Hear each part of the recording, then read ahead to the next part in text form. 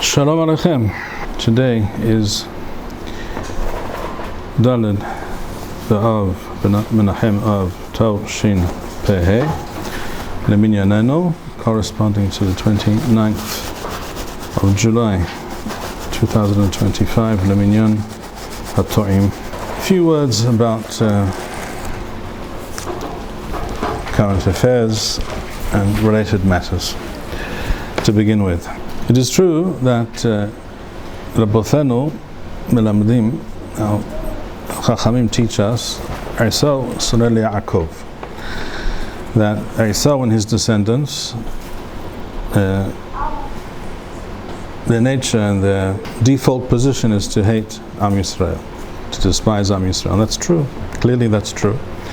It's also true that it's also a fact that in the Torah we see that Ishmael and Esau intermarried, so that characteristic is spread evenly throughout all Ummot HaOlam, more or less. Nowadays, the Ishmaelim are the ones who are particularly outstanding in this field, as we know. And yet we have to ask the question, why do Ummot HaOlam always have what to say about what we do, what we don't do, particularly when we're involved in some ongoing armed conflict? In order to understand the world as it is today, we have to go back over 110 years to the First World War. First World War is much more significant in terms of what we see today and how we should understand today, the goings on of today and yesterday and tomorrow. The First World War is much more meaningful and significant than most people realize. It's also a fact, and it's part of what we're discussing right now, that the First World War was only the opening chapter of the general world war. There was the First World War, the Second World War, but really it was one war with a break in the middle. And the terrible and almost unfathomable bloodshed led to an approach, to an idea, to a philosophy that war is bad. Now that may seem self-evident. War is bad. Who thinks war is a great thing?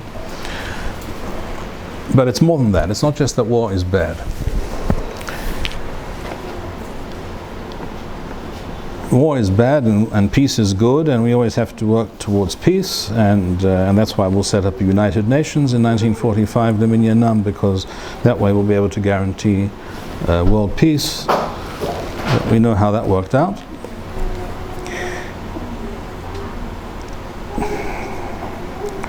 But it's actually more than that. It has to do with something which precedes the First World War and many other wars, and that is a general European bourgeois attitude towards life, to existence. That is to say that there is a norm, there is the normative state of the world, the state in which it should be, and that is a state of peace and quiet and stability. For many, one reason for believing so or wishing it to be so is the fact that in order to have economic prosperity, one of the prerequisites for economic prosperity is peace, is stability.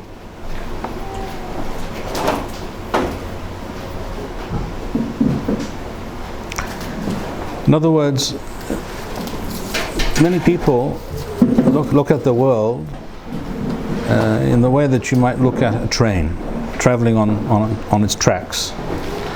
A train travels on its tracks, and it has a goal, and it's stable, and it knows where it's going, and everything's fine until it's no longer on its tracks, until it becomes derailed.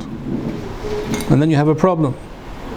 But it's only a problem, it's only a temporary problem, because the train was derailed for whatever reason. First of all, you have to now investigate why was it derailed. Was it a human failure, technical, mechanical problem, whatever it was, deliberate sabotage?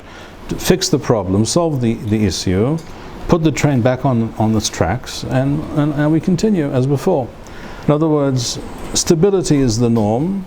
Lack of stability and conflict and what have you are the aberration.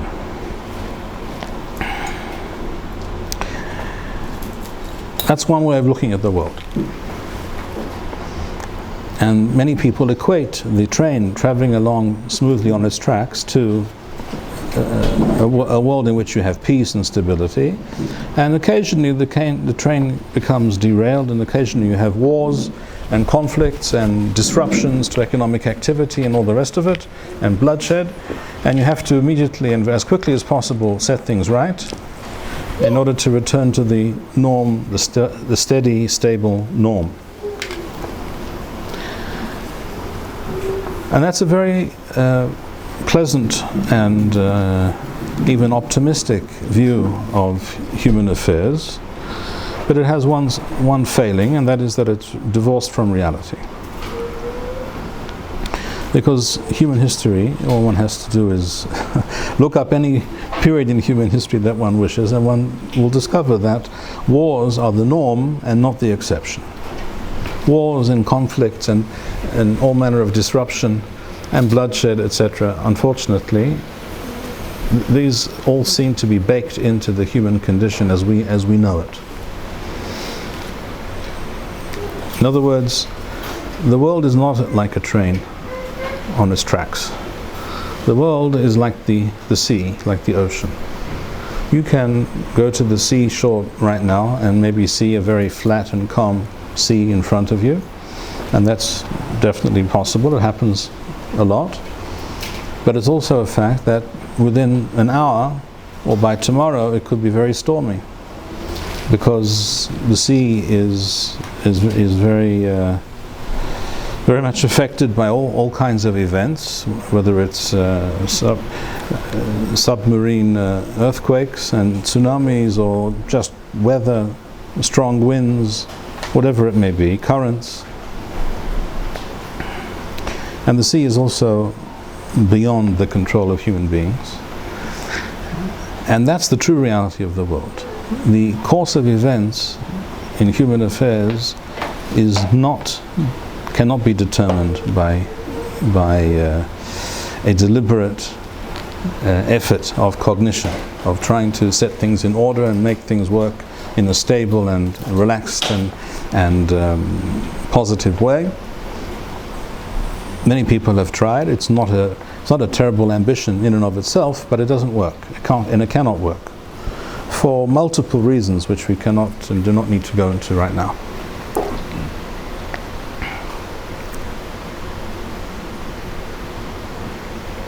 And it's also known that sailors, being men of the sea, tend to be religious or superstitious, or both. Right? Look at Sefer Yonah, for example. The ship is caught at sea, a storm, and everyone's praying to their God. And yes, Yonah, why aren't you praying? Because just as there are no atheists in a foxhole, so there are very few atheists at sea, or at least there used to be so. But the fact remains, the sea is unpredictable. It's beyond our control. We can plan for almost everything, and yet we can be surprised by the course of events. And in fact, we are constantly surprised by the course of events, the historical course of events, and all of a sudden a war erupts. And this, the first view that I described, the bourgeois European optimistic view of human affairs, automatically therefore views anyone involved in any armed conflict as the bad guy. You're disrupting the proper normal order of things, the way the world should be, and the way we want it to be. But again, that's an illusion, and it's delusional to think that way and to believe that that's true and possible, because it's simply not.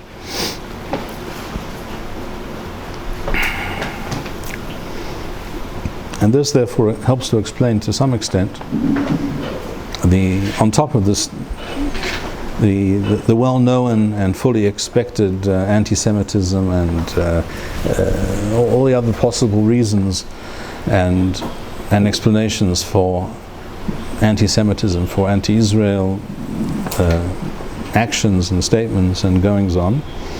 There's this basic lack of understanding that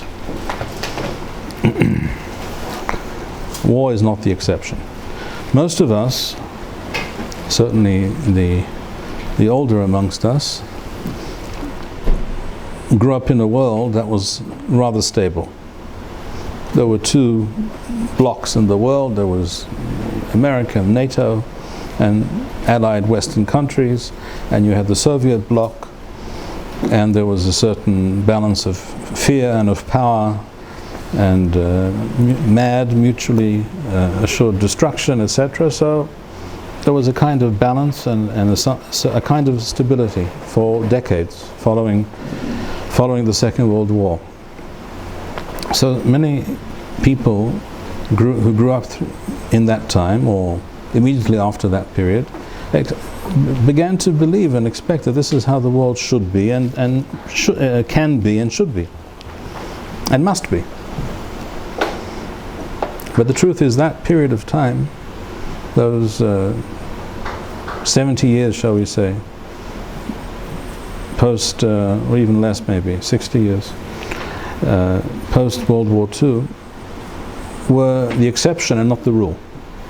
The exception, the rule is war and conflict and everything we know that we see clearly when we open up any historical text.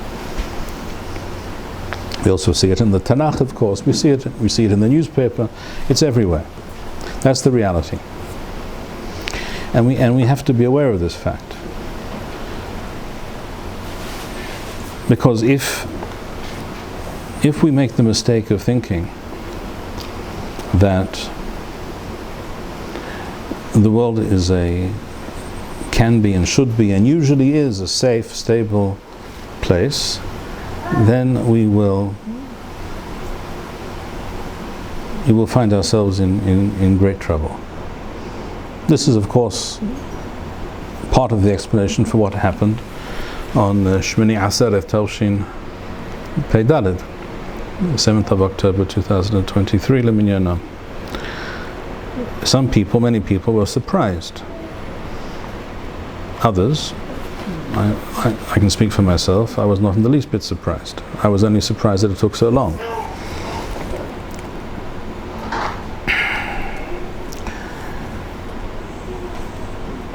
And therefore we have to understand the entire concept of making peace treaties and paying very real prices for those treaties is completely misguided and suicidal, in fact.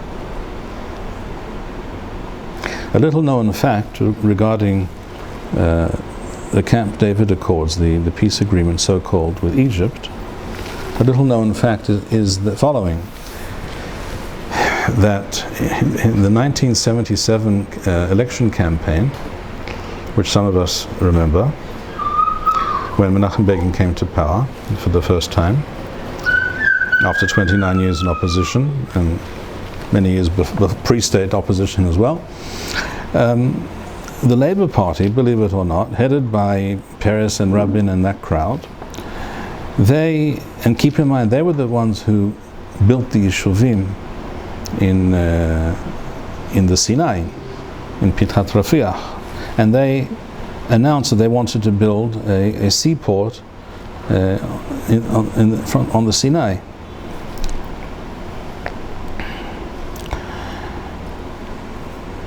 And then Sadat decided to make his move, and he chose his time well because he had a rather delusional individual in our Prime Minister's office, Menachem Begin. He was delusional. Well-intentioned in many ways, but delusional. Much, much more delusional than someone like David Ben-Gurion, or even people like Yitzhak Rabin, and even Shimon Peres, believe it or not. Because at that time,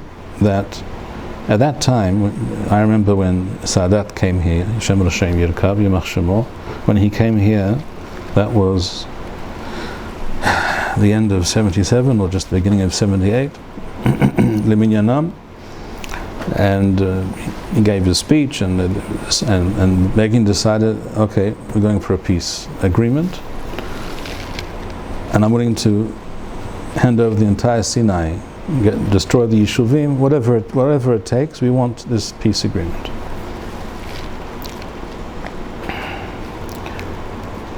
The Labour Party at that time, you'll find this hard to believe, but I assure you it's the historical truth. The Labour Party at that time, on the one hand, said we're in favour of peace with Egypt, but we do not want to dismantle the Yishuvim, and nor do we think we should give away all of the Sinai, maybe part of the Sinai or something, but not this idea that as you've formulated it, not at all. So they wanted to divide the vote on the peace agreement in the Knesset into two votes, and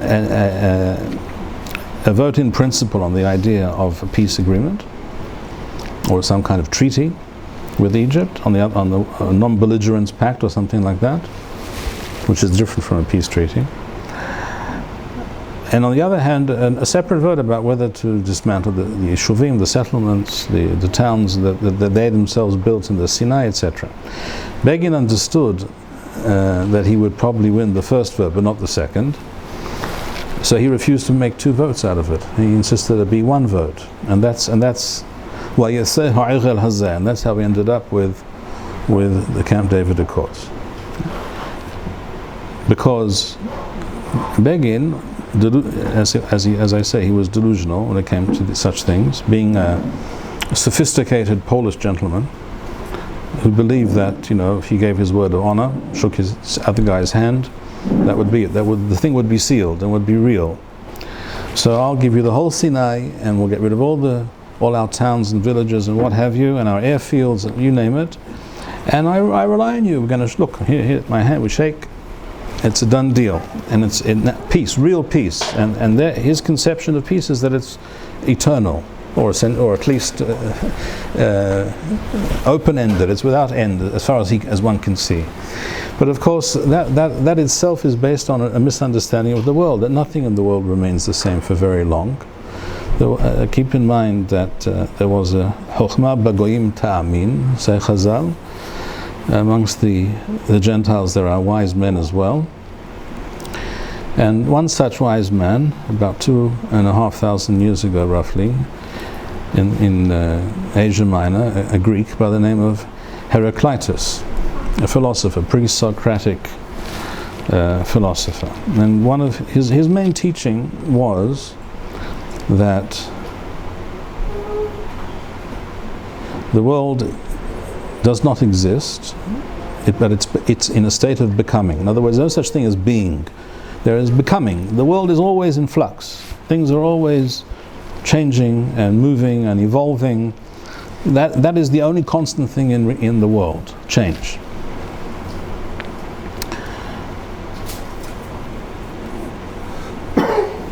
And anyone who thinks that you can pay in hard currency, such as give away the entire Sinai for a piece of paper, and on which it says peace agreement, and in which is guaranteed all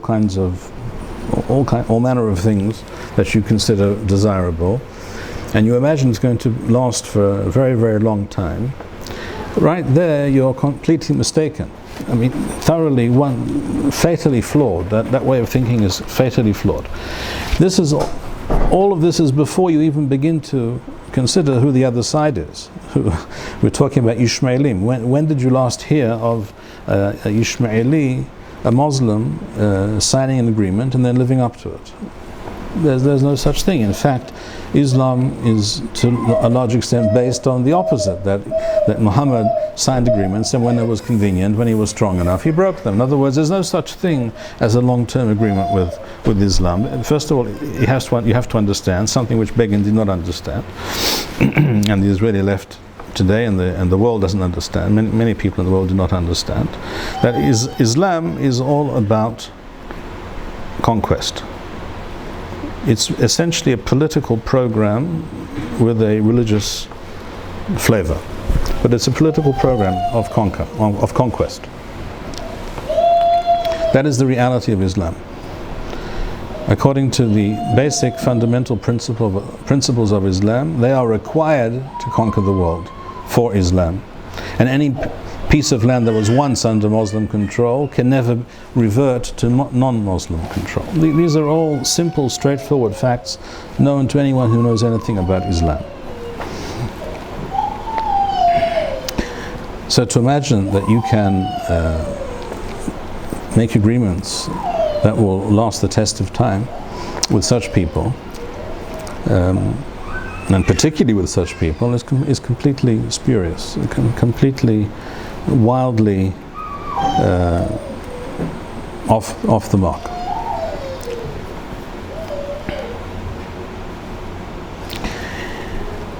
What does that mean in terms of the Jewish people? How we should view reality? How we should function within the real world? It means that we have to know that we are essentially constantly at war. There are breaks in between, here and there, but really if you take the history of Israel from Tawshin Het 1948 to the present, if you want you can divide into two sections. You have from the beginning till Tawshin Lamed Tayth 1979, when you had the so-called peace agreement with Egypt, and then you also had the advent of the Islamic Republic in Iran. During that period you had the War of Independence, if that's what you want to call it, the war in Tawshin Het, and in Tawshin Tetzai in 1956, and the Six-Day War, and the Yom Kippur War, and the Milhemet HaTasha, the ongoing the war of attrition. Thank you. The low intensity warfare on the Suez Canal, etc. And then, but really, that's all one war. Again, it's just one war with breaks for rearming, reorganization, what have you. But it's all one conflict. And essentially, it's all one conflict down to this day also, but certain things change at that point. So if you want, you can put a full stop at that point and say this begins the second chapter. But it's all one ongoing reality. And that is not going to change. And we must be vigilant, and we must understand that our policy and our aim is not to achieve peace. That's an ephemeral, meaningless aim, and it doesn't depend on you, because it takes two sides to have peace. So it doesn't matter what you do and how much you want it. You can't create peace, just like the sailor cannot will the sea to be calm. It can't be. Either it will be or it won't be, but it's not up to you. So we always have to assume, as the sailor must assume if he wishes to survive as a sailor and be successful, that the sea is treacherous and things change, sometimes very quickly, very rapidly, with surprising rapidity, and very hazardous. And you always have to be taking stock of events and keeping your finger on the pulse of things at all times.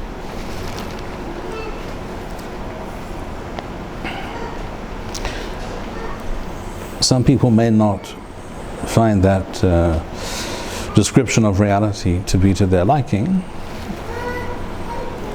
but it has the advantage of being accurate and being true, and not misleading us into false and misguided, tragically misguided policies and ideas, and we have to tell people the truth, tell it like it is, and be vigilant and be strong and willing and able to fight when necessary at all times. And peace is only attainable, particularly in general in the world. This is true, but particularly so in the Middle East. Peace is only attainable when everybody else is very scared of you. There is the famous expression, speak softly but carry a big stick. In the Middle East you don't speak softly. You carry a very big stick, but you don't speak softly. You speak loud and clear and threatening, and you have to also prove occasionally from time to time that you're willing to do things. You cannot have deterrence if you never actually do something, if you only talk about it.